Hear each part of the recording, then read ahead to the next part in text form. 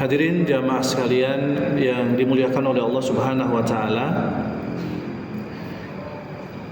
kita masih ingin membincangkan tentang sosok atau pribadi Nabi kita Nabi Muhammad sallallahu alaihi wasallam. Yang ingin kita bicarakan tentang pribadi beliau adalah berkaitan dengan suksesnya beliau dalam mendidik para sahabatnya. Beliau bukan hanya sebagai seorang nabi dan rasul, bukan hanya juga sebagai pemimpin umat, tapi juga beliau adalah sebagai murabbi atau pendidik. Dan beliau patut atau layak disebut sebagai pendidik yang sukses.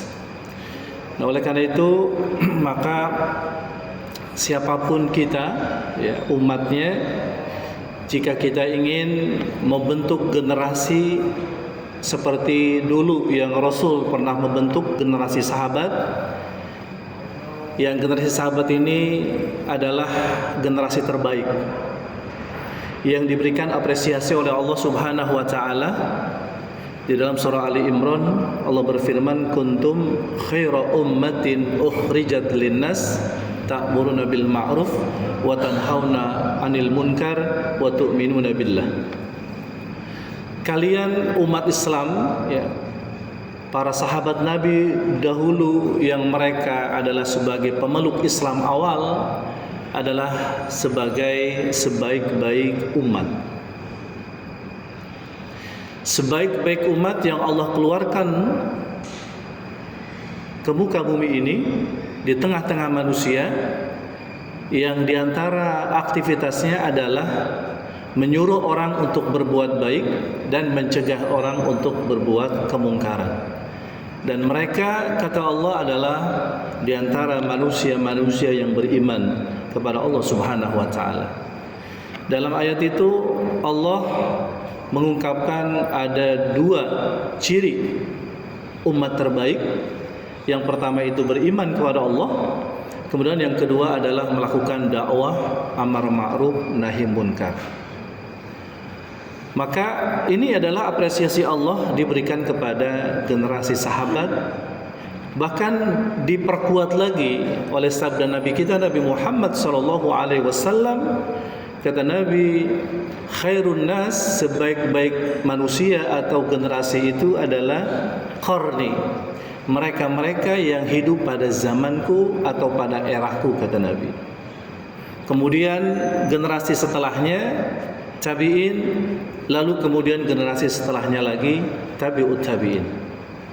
Ini adalah generasi terbaik. Nah, generasi ini adalah dibentuk, dibimbing, dibina oleh Rasul sallallahu alaihi wasallam. Makanya ketika Nabi kita menerima risalah, mulailah saat itu Nabi diperintahkan oleh Allah untuk memberikan pengajaran, peringatan kepada umat manusia. Yang beliau pertama kali melakukan dakwah dengan mengingatkan kerabatnya, wa anzir ashiratakal aqrabin.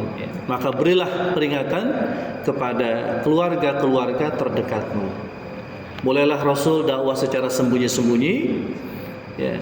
Dimulai dari beliau mendakwahi istrinya, kemudian juga kerabatnya, keponakannya, teman-temannya, sampai terbentuklah halaqah atau terbentuklah komunitas jamaah. Lalu kemudian Nabi membina jamaah itu di rumah Al-Arqam bin Abil Arqam.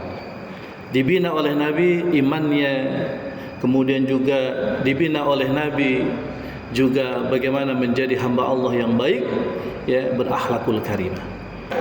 Dengan dakwah yang dilakukan oleh Nabi, pembinaan atau pendidikan yang dilakukan oleh Nabi, salah satu keberhasilannya para sahabatnya tidak hanya kokoh dalam keimanan kepada Allah Subhanahu wa taala, tapi juga mereka adalah orang-orang yang berakhlakul karimah. Dan Nabi kita adalah sosok manusia yang sudah tidak lagi diragukan kebaikan akhlaknya. Bahkan akhlakul karimah itu menjadi salah satu misi yang dibawa oleh Nabi kita, Nabi Muhammad SAW. Dalam sebuah hadis yang cukup populer, beliau menyatakan, innama bu'ithu liutammima makarimal akhlak. Sesungguhnya aku diutus oleh Allah Subhanahu wa taala ke muka bumi ini, salah satu misi yang aku jalankan adalah yakni memperbagus akhlak manusia, menyempurnakan akhlak manusia. Nah, itulah misi dari Nabi kita, Nabi Muhammad SAW. Bahkan sebelum beliau mendidik para sahabatnya, maka beliau sendiri yang berakhlakul karimah. Dan saking beliau ini memiliki akhlak yang baik, maka Allah Subhanahu wa taala memberikan penghargaan. Allah berfirman dalam surah Al-Qalam ayat 4, wa innaka la'ala khuluqin azim. Sungguh engkau ya Muhammad berada pada akhlak atau perilaku yang agung. Akhlak, hadirin, dalam bahasa kita adalah disebut dengan sopan santun, adat, perangai, tingkah laku, budi pekerti, mungkin juga termasuk etika, ya, karakter, moral, dan lain sebagainya.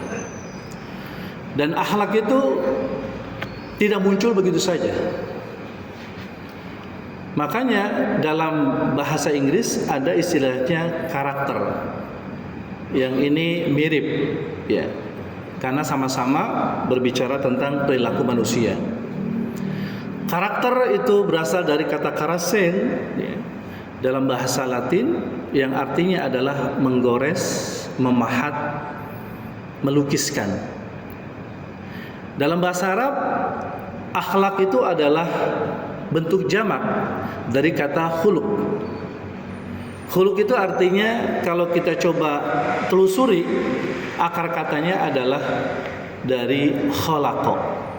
Khalaqa artinya mencipta, ya, sesuatu yang tercipta, sesuatu yang muncul, sesuatu yang terlihat. Maka itulah akhlak. Sehingga akhlak itu enggak muncul begitu saja, hadirin, tapi akhlak itu adalah dididik, dibina, dibimbing, diarahkan. Ya, sehingga Nabi kita dalam rangka membentuk akhlak para sahabatnya, maka Nabi kita itu melakukan sebuah pendidikan, namanya pendidikan akhlak. Hal ini Allah Subhanahu wa taala jelaskan di dalam surah Al-Jumu'ah ayat 2. Ketika Nabi membentuk keimanan dan akhlak para sahabatnya, maka Nabi menggunakan 3 kegiatan dalam sebuah proses pendidikan. Allah berfirman, huwallazi ba'atsa fil ummiyina rasulan minhum. Dialah Allah Subhanahu wa taala yang telah mengutus seorang rasul dari jenismu atau dari kaummu sendiri, yaitu dikenal sebagai kalangan atau kelompok atau umat yang ummi. Ummi artinya itu dalam pengertian adalah tidak pandai baca dan tulis. Karena memang mayoritas masyarakat Arab saat itu adalah mereka memang kurang pandai untuk membaca dan menulis, sehingga disebut ummi. Yatslu alaihim, kata Allah. Rasul ini datang kepada manusia, pada umat, ya, yatslu alaihim, yakni membacakan ayat-ayat Allah Subhanahu wa taala kepada mereka.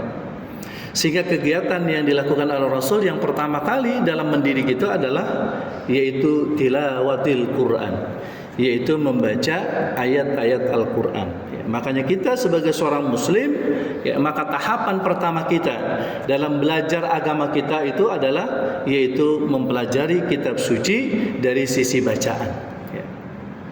Sehingga ada ilmu tahsin atau ilmu tajwid.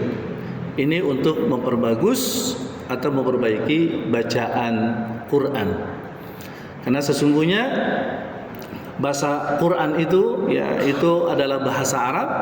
Ya, bagi orang Arab maka tentu itu adalah hal karena menjadi bahasa mereka sehari-hari, maka tentunya itu lebih mudah untuk mereka pelajari. Tapi mungkin bagi yang kalangan ajam ya, orang-orang yang bukan Arab ya, ajami, maka tentu ya perlu usaha yang keras juga ya untuk bisa mempelajari bahasa Al-Qur'an. Makanya karena dasarnya mereka faham tentang bahasa Arab itulah, maka ketika mereka membaca Quran, maka mereka sekaligus mentadaburi ayatnya ya, karena mereka faham ya, mengenai arti dari ayat-ayat yang mereka baca ya. Dan ketika orang membaca Quran itu memang harus dengan tadabbur ya. Nah, tentu bagi kita maka ada tahapan berikutnya ketika kita ingin membaca Quran itu sampai kepada tahapan tadabbur. Oleh karena itu maka tugas Nabi kepada mereka adalah yatslu alaihim ayati, membacakan ayat-ayat Allah Subhanahu wa taala kepada mereka. Jadi kegiatan taklim Rasul ya, pendidikan Rasul kepada para sahabatnya yang dilakukan yang pertama kali itu adalah dengan membaca ayat-ayat Allah Subhanahu wa taala. Maka kalau kita belajar agama maka disebut taklim manakala di sana itu ada membaca ayat-ayat Al-Qur'an. Ini yang pertama. Lalu yang kedua, wa yuzakkihim. Yang kedua adalah namanya tazkiyah. Yang pertama tadi namanya tilawah, yang kedua adalah kegiatan tazkiyah. Tazkiyah itu adalah proses untuk bagaimana mensucikan jiwa. Karena memang manusia itu terdiri dari dimensi rohani dan jasmani. Dimensi jasmani manusia itu yang kelihatan fisik, dan dimensi rohani itu adalah yang tidak terlihat. Dimensi manusia dari sisi yang rohani itu yang tidak terlihat, ternyata hadirin itu unsur-unsurnya lebih banyak daripada yang terlihat. Ya, misalnya di sana ada al-aql atau pikiran, di sana ada al-qalbu hati, di sana ada nafs atau jiwa. Itu adalah dimensi-dimensi yang ada dalam diri manusia yang itu termasuk dimensi rohani. Maka dimensi-dimensi itulah yang kemudian di cleansing atau dibersihkan, disucikan. Ya, maka kegiatan kedua dalam taklim itu adalah atau dalam pendidikan itu adalah yaitu disebut dengan tazkiyah. Lalu kemudian kegiatan yang ketiga adalah yaitu mempelajari Alkitab ya, atau mempelajari Al-Qur'an, disebut dengan taklim ya. Yatslu alaihim ayatihi wa yuzakkihim wa yuallimuhumul kitaba wal hikmah, yaitu mempelajari kitab Al-Quran dan juga Al-Hadis Nabi SAW. Jadi dalam sebuah kegiatan taklim, dalam sebuah kegiatan pendidikan Islam itu, maka itulah tiga kegiatan yang mesti ada di dalam sebuah kegiatan pendidikan. Nah, Nabi melakukan itu, makanya kemudian Nabi berhasil mendidik para sahabatnya ya, sehingga mereka menjadi hamba-hamba Allah, generasi yang kokoh keimanannya, kemudian kokoh kuat ya dalam melaksanakan perintah-perintah Allah Subhanahu wa taala, dan juga mereka adalah orang-orang yang berakhlakul karimah. Nah, seperti apa cara Nabi membentuk para sahabatnya sehingga mereka menjadi hamba-hamba Allah yang berakhlakul karimah ya, maka ini adalah salah satu topik yang nanti kita akan lanjutkan di pertemuan yang akan datang ya. Kita akan lebih nanti mengupas tentang metode-metode Nabi dalam pendidikan akhlak.